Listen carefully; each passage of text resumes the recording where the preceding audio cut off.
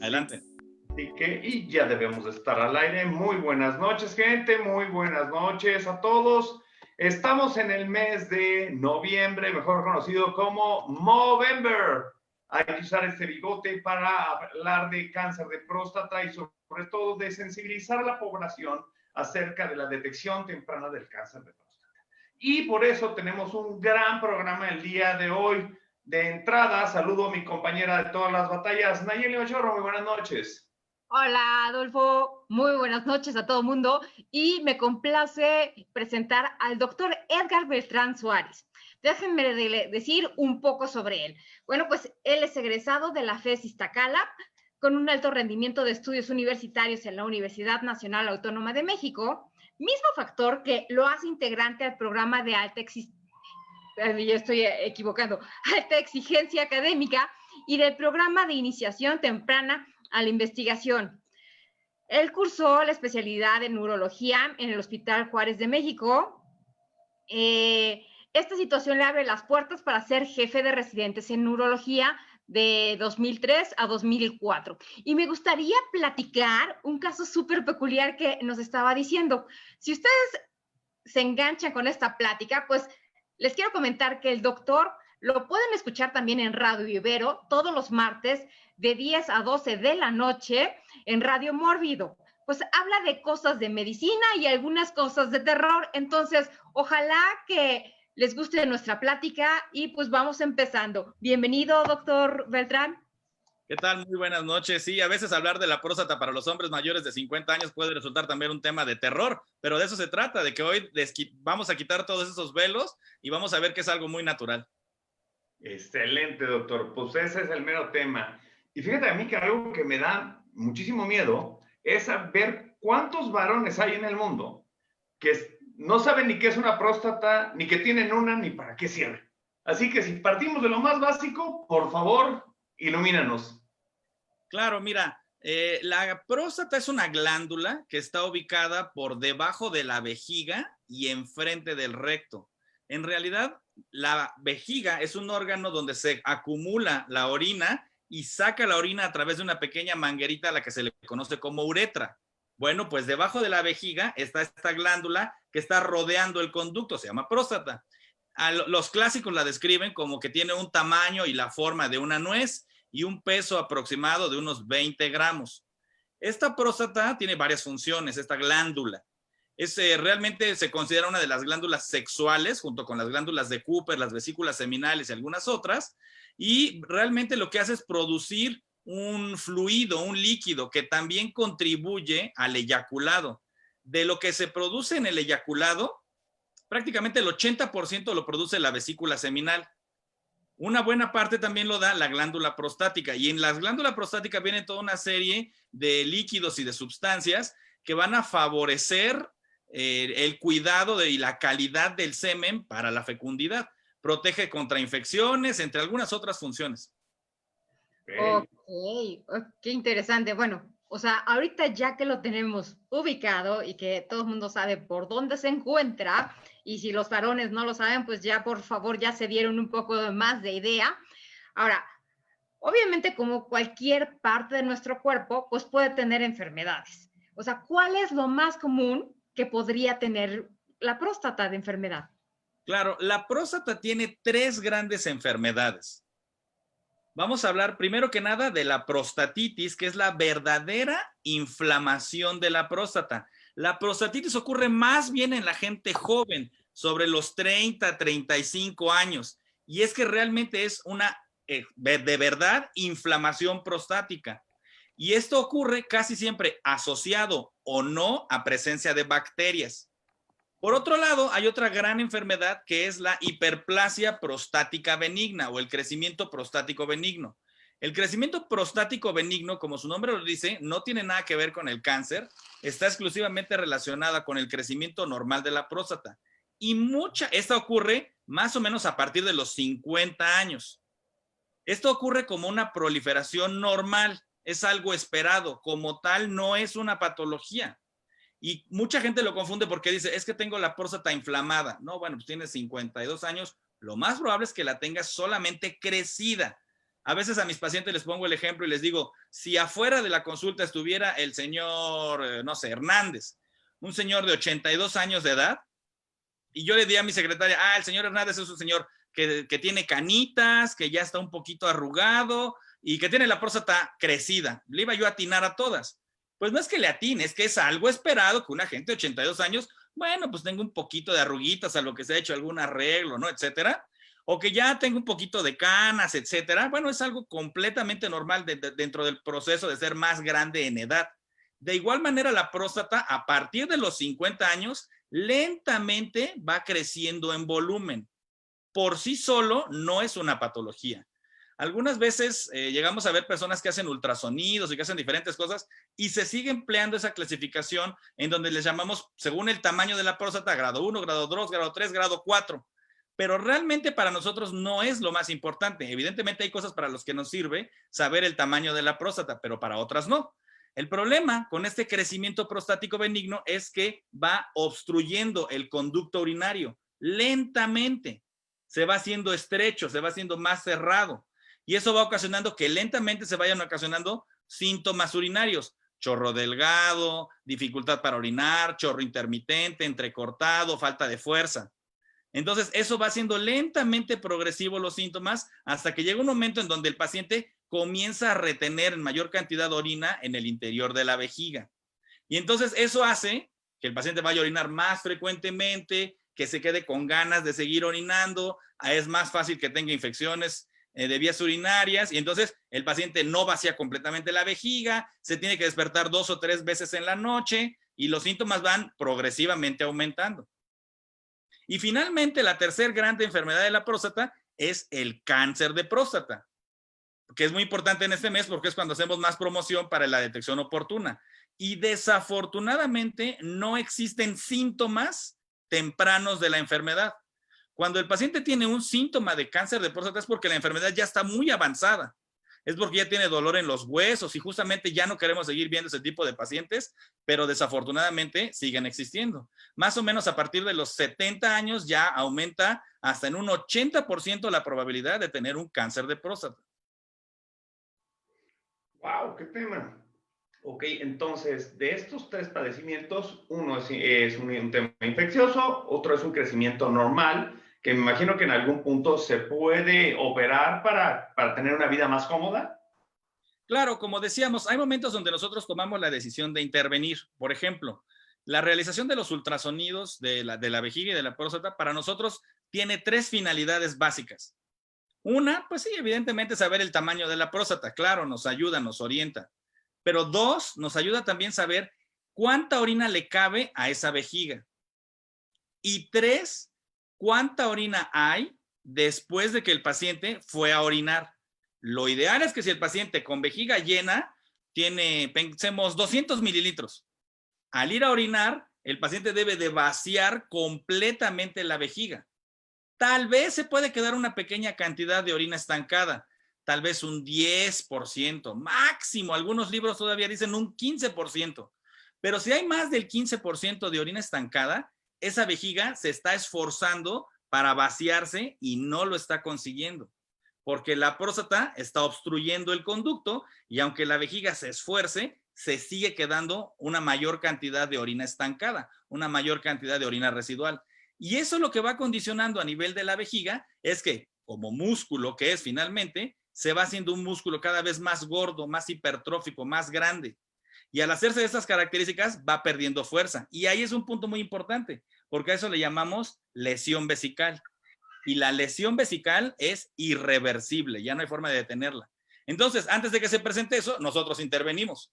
¿De qué manera? Pues primero con medicamentos y cuando los medicamentos no son efectivos, procedemos a algún tratamiento quirúrgico. Ok. Es el mío, Naye. Ahorita lo que se me ocurre es, bueno, o sea, si ya se está presentando esto y ya sabemos que quizás tengo riesgo, ¿qué es lo que tenemos? O sea, si fuera hombre, ¿qué es lo que yo tendría que hacer? Bueno, así como para las mujeres hay mucha publicidad y hay muchas cosas sobre el cáncer de mama y en la televisión hay muchos anuncios, en el fútbol, ¿no? Se utilizan los colores rosas. creo que debería haber un poquito más de impulso también por parte de las autoridades para hacer un mayor énfasis en la salud y en el diagnóstico de la próstata. Específicamente, pues obviamente estamos hablando del cáncer de próstata. Entonces, respondiendo a tu pregunta, se dice que los hombres a partir de los 50 años tendrían que hacerse por lo menos una vez al año una prueba en sangre a la que nosotros llamamos antígeno prostático. El antígeno prostático es una sustancia que, como su nombre lo dice, se produce en la próstata. Se suele utilizar el nombre de antígeno prostático total. Tiene algunas imprecisiones el nombre, porque no es 100% prostático y como tal no es un antígeno. Pero lo que es importante conocer y saber es que esta prueba nos ayuda a determinar cómo está la salud de la próstata. Esto es, cuando hay una elevación del antígeno prostático, hay algo que no está bien. No necesariamente la elevación del antígeno prostático puede ser secundaria a cáncer. Voy a poner algunos ejemplos rápidos. Si mi paciente anda a caballo, anda en motocicletas, spinning, algún golpeteo sobre la parte baja del cuerpo, en el área del periné, eso puede discretamente elevar el antígeno prostático. Si mi paciente hoy en la noche tiene una eyaculación, ya sea por actividad sexual o por masturbación, eso puede elevar el antígeno prostático. Y eso no necesariamente quiere decir que el paciente tiene cáncer. Claro, no es lo mismo ver un antígeno prostático en 3, hemos puesto como un umbral en el 4 nanogramos, aunque tiene sus diferencias, pero hemos puesto como ese umbral. No es lo mismo que el paciente tenga 3 de antígeno prostático, a que tenga 16 de antígeno prostático, a que tenga 60 de antígeno prostático. Entonces, evidentemente, una mayor cantidad de antígeno prostático es mucho más probable que se deba a un cáncer de próstata. Entonces, mientras que las mujeres tienen que padecer con este tipo de estudios de mastografía, que son dolorosos, son molestos, etcétera, al hombre en realidad, a partir de los 50 años, una prueba en sangre puede ayudar a detectar problemas en la próstata. Ojo, si tú eres varón y tienes antecedentes familiares, tu papá, tu tío o un hermano con cáncer de próstata, esta prueba te lo tendrías que hacer a partir de los 40 años. Hey. Ok, mira nomás qué cosa tan interesante. Antes de ir con las preguntas, pues está poniendo bien bueno el tema. Queremos mandar saludos a gente que nos está viendo. Y es bien curioso, ¿eh? Nos está viendo Crisol Ortega, Majo Martínez, Giovanna Trujeque y Carolina Hernández. Todas mujeres. Hombres son a los que más les interesa este tema, pero nada más lo oyen y luego oigan la entrevista. Así como, no quiero entretener. Por favor, señoritas, ustedes que lo están viendo, denle un codazo al de al lado, a su papá, háblenle a su hermano y dile, déjate de hacer, güey, este programa te interesa. Claro. A ver, regresando un poquito de esto y un poquito de la mano. A ver, estamos hablando de el antígeno prostático, que es una prueba de sangre. Ya hablamos de ultrasonido, que es una prueba no invasiva, que realmente pues, es un ultrasonido que se realiza. Existe la tercera, mitológica y temida, prueba del tacto rectal. Cuéntanos de eso, porque eso es creo que ahí es donde empieza el problema con nuestro género en general. No, totalmente de acuerdo. Y sobre todo que eso en nuestras culturas occidentales siempre tiene pues como un terreno del mito, del miedo, del terror, etcétera. Hacer solito el antígeno prostático, o sea, solito, no detecta la mayor cantidad de cánceres de próstata. Solito el tacto rectal detecta así como más o menos como un 20 y tantos % solamente. Por ejemplo, usar solo el antígeno prostático puede dejar pasar hasta un 23% de pacientes con cáncer de próstata. Entonces, por eso los vamos sumando. Sumamos las pruebas de antígeno prostático y las pruebas en donde sale alto, tal vez hacemos una segunda prueba, o si ya es una cantidad muy alta, hacemos un examen rectal digital. El tacto rectal o examen rectal digital es una prueba rapidísima, es una prueba que dura unos cuantos segundos. No voy a decir que es agradable porque definitivamente que sí es algo molesto, pero nunca comparado con lo que tienen que sufrir las mujeres, por ejemplo, con las mastografías, que son sumamente dolorosas. De hecho, entre los senos sean más pequeños, la prueba es mucho más dolorosa. Entonces, porque así están diseñadas estas pruebas. Y bueno, algún día hablaremos de datos estadísticos de esto. El tacto rectal es, ahora sí, literal, acomodarse en una posición cómoda, estar relajado, el dedo del guante examinador del médico experimentado entra rápidamente y lo que hace es tocar las características de la próstata. Lo que nosotros buscamos son básicamente el tamaño, la consistencia, si está blandita o si está dura, si tiene irregularidades, si su superficie es lisa, si su superficie es granular, la temperatura de la próstata, si está aumentada, si está normal, si está dolorosa la palpación. Y evidentemente cuando nosotros detectamos una zona dura en la próstata, pues esa es una zona anormal. En esos casos, estos pacientes se tienen que ir a un procedimiento adicional. Adicional a esto, hay algunas otras pruebas. El antígeno prostático hay varios tipos, pero dos los más usados. El antígeno prostático total y una cosa que se llama fracción libre del antígeno prostático. La fracción libre del antígeno prostático sirve para diferenciar cuando hay una elevación del antígeno prostático y vemos que la fracción libre del antígeno prostático disminuye, ahí sospechamos en un paciente con cáncer de próstata. Entonces, no es tan fácil tampoco la interpretación, porque a veces decimos, pues salió en rangos normales, ¿no? Se pasó tantito, nada más está en 5.8, no es mucho, ¿no? Yo no voy a consulta. Entonces, no, bueno, ya cualquier cifra que tenga cercana al 4 o ya pasadas al 4, es mejor que vayan con su especialista, los revise y les dé su opinión. Ok.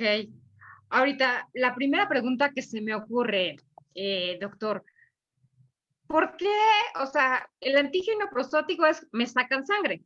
¿Qué información tiene la sangre para saber de mi cuestión en la próstata? Claro, muy fácil. Mira, en la glándula prostática se produce esta sustancia que en realidad es una proteína. Es una proteína que tiene una función específica. ¿Qué función tiene el antígeno prostático? Cuando tenemos el semen es como un moco, es como un coágulo. Y tiene la función de ser un coágulo de fijarse en el cérvix, en el cuello uterino. Entonces, cuando está pegado ahí, los espermatozoides ahí están pegados. El antígeno prostático lo que hace es licuar el coágulo y hacer que se vuelva líquido para que los espermatozoides penetren y se dé el proceso de la fecundación. Bueno, esta prueba del antígeno prostático, lo que se mide en sangre, es justamente esa sustancia que anda circulando a nivel sanguíneo. Y que cuando hay una elevación de la misma es porque está sucediendo algo anormal.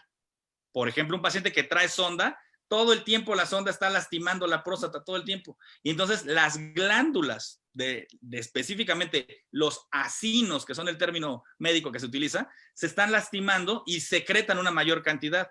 Esto mismo ocurre con el cáncer de próstata.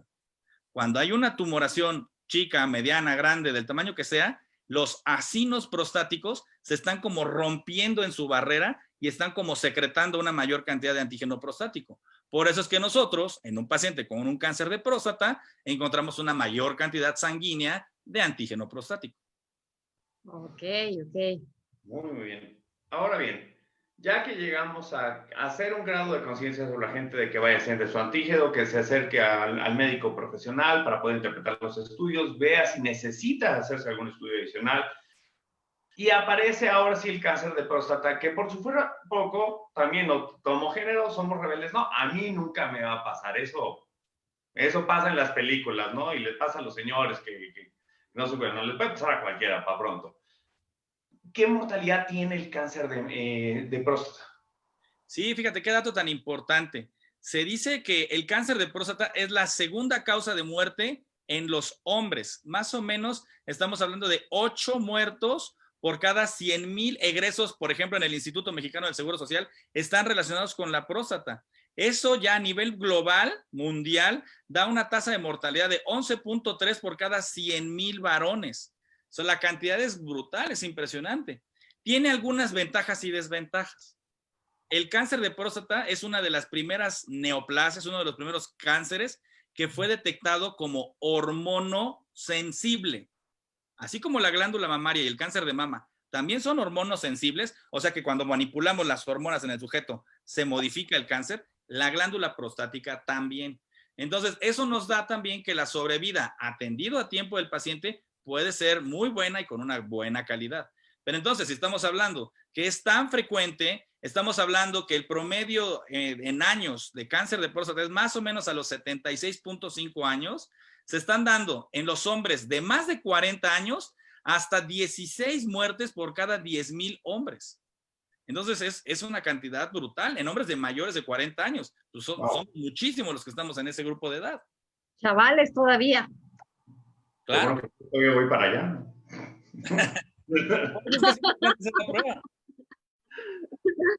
Ok. Doctor, ahorita que estamos hablando como de cuestiones de porcentajes, de quiénes dan, en su experiencia, o si no sé si hay algún tipo de estadística, ¿qué hombres se atienden a través de un medio privado para el cáncer de próstata? Sí, ese dato es muy, muy relevante, porque bueno, esos datos estadísticos son nacionales. Voy a hablar, la institución más importante de salud en México es el Instituto Mexicano del Seguro Social. Hablando específicamente para cáncer de próstata por instituciones de salud, el Seguro Social atiende más o menos al 40.8% de los pacientes. Salubridad en los diferentes medios, institutos de salud, cancerología, nutrición, etcétera, atiende más o menos a un 18%. El ISSSTE, que es otra de las instituciones muy importantes a nivel del país, atiende más o menos al 8%. Y específicamente en medio privado se atiende más o menos un 22% de los pacientes. Había una serie de estadísticas que daba un 10% más, un 10.5, un 10 y tantos por ciento, que hablaba de otros sistemas de salud, porque hay sistemas de salud regionales, estaba el INSABI, etcétera, etcétera. Entonces, en términos globales, podríamos decir que más o menos un 30% se atiende por algo distinto, puede ser privado o de otro medio. Entonces, realmente es muy, muy poco. De ahí la importancia que si tú que nos estás viendo y tienes un seguro de gastos médicos, pues lo aproveches porque es en beneficio de tu salud. Nos comentas esto. Finalmente, nosotros somos agentes seguros y la intención de este programa también es educar sobre ese tipo de instrumentos financieros. El cáncer de próstata es un padecimiento que se cubre por los seguros. Ojo, bien importante, no es de que lo compré y ya me cubrió mi cáncer.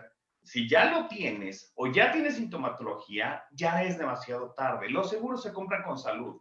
Cómprenlo estando sano para prever la posibilidad de presentar una enfermedad, entre tantas, un cáncer de próstata. Pero se compran con salud y previamente.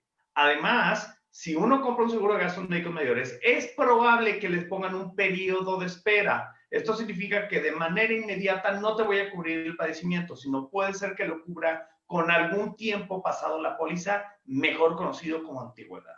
Si este tema te genera inquietud, por favor escríbenos rápidamente, con mucho gusto te orientamos sobre el tema. Pero ahorita nos vamos hablando con el señor doctor y por favor, para que nos saque más de dudas, fíjate, tenemos un comentario que nos está llegando ahorita, que qué bueno que compartas este tipo de información, y esto es lo que lo escribe una mujer, Aleida Rojas.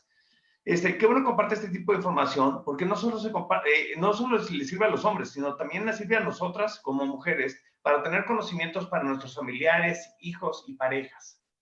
Aplausos por eso. Creo que ustedes hablan más de salud que nosotros los hombres. Somos bien coyones para ese tema. Sí, totalmente. Y por un tacto rectal, que es un tema tabú, ¿no? Pero que a lo mejor si tratamos de hacer un poquito más el énfasis, decir, bueno, no necesariamente te van a hacer un tacto en la primera consulta, te lo van a hacer solo sí, es completamente necesario, ¿no? Si tu antígeno sale bien, tal vez puede ser que tengas algunas consultas, pero aunque te hicieran el tacto rectal, es una prueba súper rápida, que no pasa absolutamente nada y que debemos ya de romper ese tipo de mitos, ¿no?